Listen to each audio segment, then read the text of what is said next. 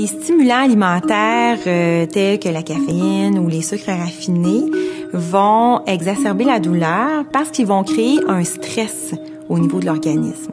Donc, si on consomme une alimentation qui est plus stressante, ce stress-là va à moyen long terme engendrer une fatigue plus importante au sein de notre corps et en présence de fatigue, notre tolérance à la douleur va devenir moindre.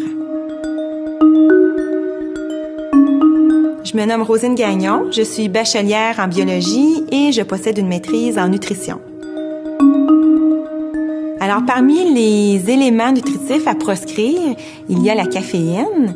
La caféine a un effet stimulant sur l'organisme, alors elle peut exacerber la fatigue et augmenter la douleur.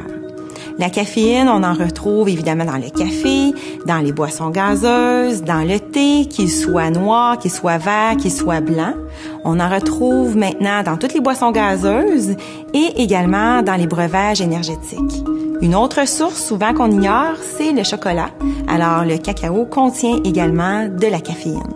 Chez les grands consommateurs de café, la façon de procéder, c'est vraiment de réduire la consommation de café graduellement. Si on consomme 4 cafés par jour, pour quelques semaines, on réduira à 3, pour ensuite réduire à 2, à 1, et éventuellement pour garder le café uniquement lors d'occasions spéciales. Bien entendu, si on élimine le café, on va s'organiser pour aller chercher des breuvages chauds qui auront un effet apaisant en compensation. Alors, on va adopter des infusions, que ce soit à la camomille, à la verveine, à la menthe ou à la passiflore.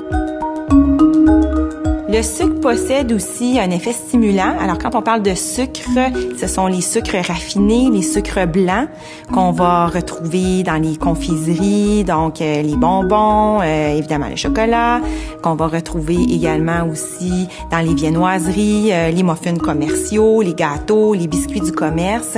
Donc, ce sont des sources très importantes de sucre blanc qu'il faut éliminer de l'alimentation. Alors, les mauvais sucres regroupent les sucres blancs, les sucres raffinés, les sirops de maïs. On incorpore également les sucres édulcorants, donc aspartame et toute cette famille. Parmi les bons sucres, alors on retrouve le sirop d'érable, le miel, la mélasse verte de type blackstrap.